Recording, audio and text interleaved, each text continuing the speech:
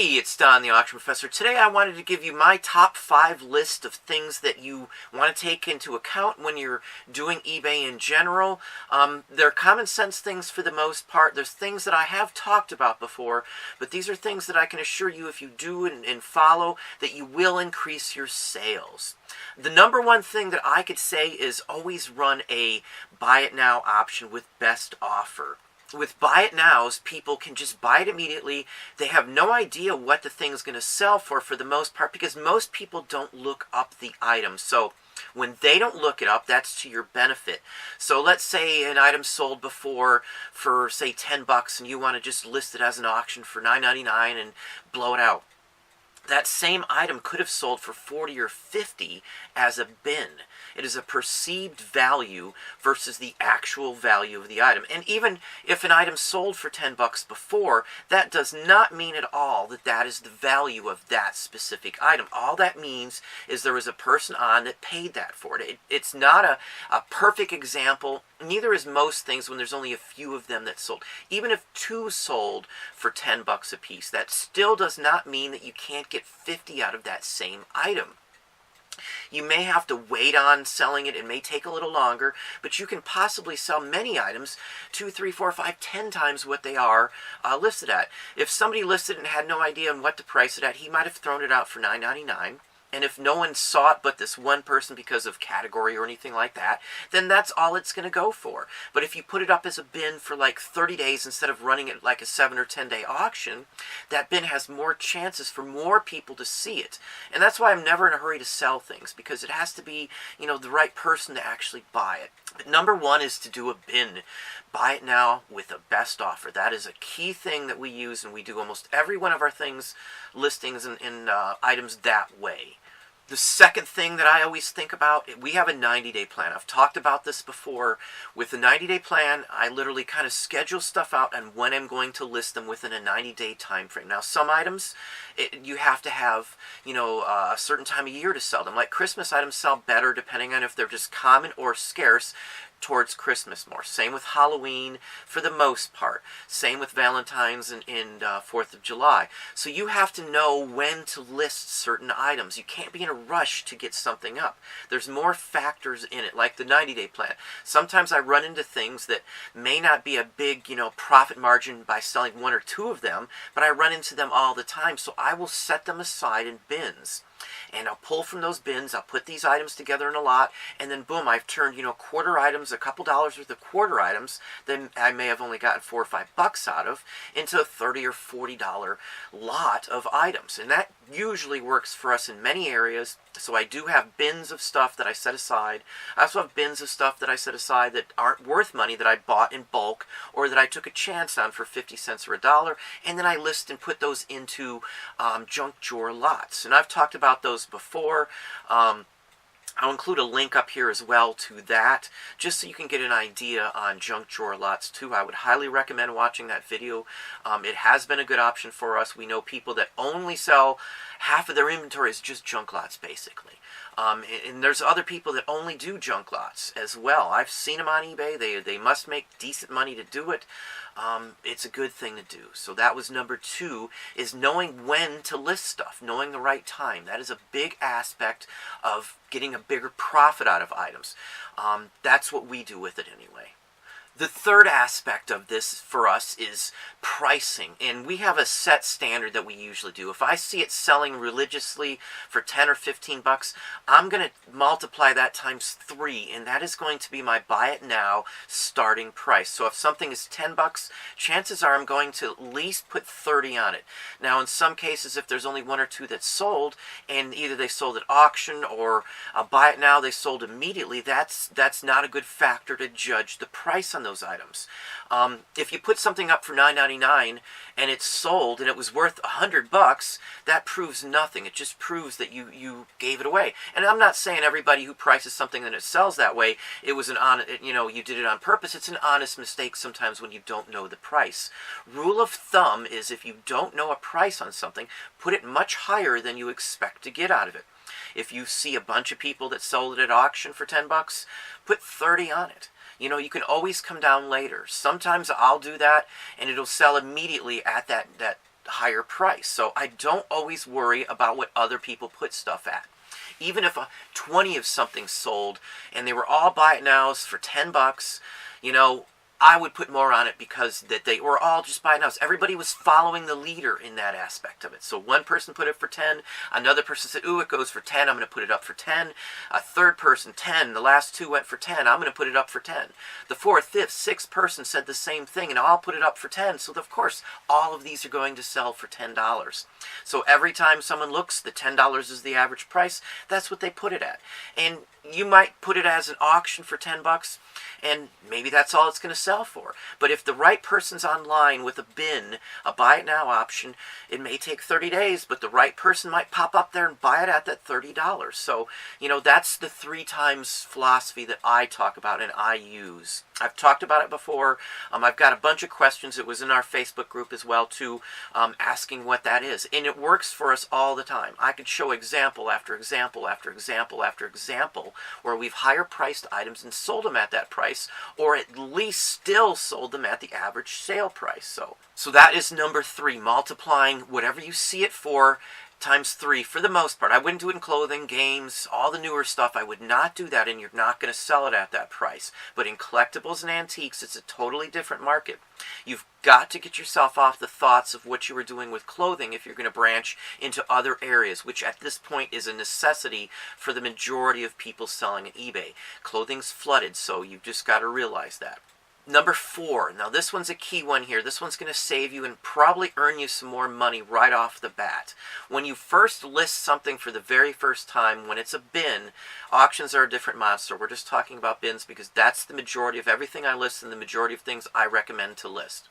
So when it first gets listed and you get an offer in right away, don't ever take that first offer. Don't turn it down, just let it sit there until the deadline. It always tells you the length of time you have to accept that offer. Wait, set yourself a little reminder if you can't remember or don't check it enough or aren't online all that long. So set yourself a time and make sure. That way you can wait and see what else comes in. Now I just talked about this in another video. I had something that was relisted. It was a Mark Twain card. It was relisted. I had a $90 opening offer on it as a bin with best offer. I had a $50 offer right away within a few hours. Now, I didn't take it. I could have just taken it. I pondered it, but I says, no, I'll keep to my thoughts. I'll keep to the way I usually do things. And I waited. And sure enough, 4 more hours later, I got a $70 offer on that same card. We almost never take the offer immediately. I always let it run to the very end of the deadline to accept the offer, within a couple of hours, almost always. You know, and a lot of times people put the offer and they won't know, you know, if you took it right away anyway. So let it sit there till the end. Literally, this way you've got a chance to get more offers. You can throw some leverage back and forth with it too and say that there's other offers. It's going to show up as other offers as well too. So that is part of your negotiating skills. You can't just jump on these offers and think, oh my God. You're not turning it down, so you're not losing anything yet. You're just waiting on it. That's all you are doing, is waiting till that deadline gets closer so you can see if something else comes in. Now these are for, you know, items either if you're just relisted them and you change something, or you just listed them the first time around. Now if it's been up for a couple weeks and you haven't had an offer, totally different story. You may need to counter back or something. Let's say you have a $100 opening bin price on it. Somebody offers you $50. Even if it's sat up for a little while, I usually counter back at say $75. Sometimes you're going to get a 20, 30, even sometimes 40% of people are just going to immediately turn you down. That's the luck of the draw when you do this. But probably the majority of the time across the board, they'll counter. And I'll at least get, you know, 10, 20 bucks more out of that same item religiously across the board. So anyway, that's number 4. Don't accept these offers immediately. Let them set for a little while. So that's number 4. Number 5 is another one that I look into. Let's say there's an item you have. It's a $10 item you're hoping. You look in the comps, and none of them have sold for anything. They're just sat there. There's 3 of these that haven't sold. Don't take that as that's not meaning that it's going to not sell. You have to look at key factors in this. how many times did those people list it? Was it just listed for an auction for a week, each one of those? Was it the same person listing two of those, twice, over, he relisted it twice, and then he dumped it off the market? Is it two different people that did the same thing and decided, hey, it just wasn't worth selling? They could have listed it only for 7 days. You've got a year's worth of listing abilities if you let it run for a longer time on eBay. I buy from other sellers when they only list once and then trash it off in the market. And that happens all the time. People think it's not worth anything.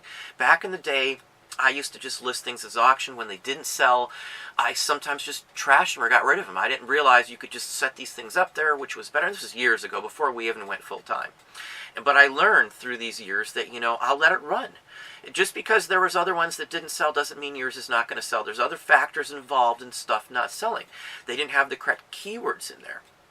They didn't have the right category. Now, that's a big one. If you're listing it in the wrong category, it's not going to sell. People always list the books in the book category. Now, there's other places to sell books that will sell better depending on the type of book. A military history book from the Civil War will definitely sell better in the Civil War section. Even some of the jewelry catalogs and books that people throw in the advertising section can sell better in a jewelry section.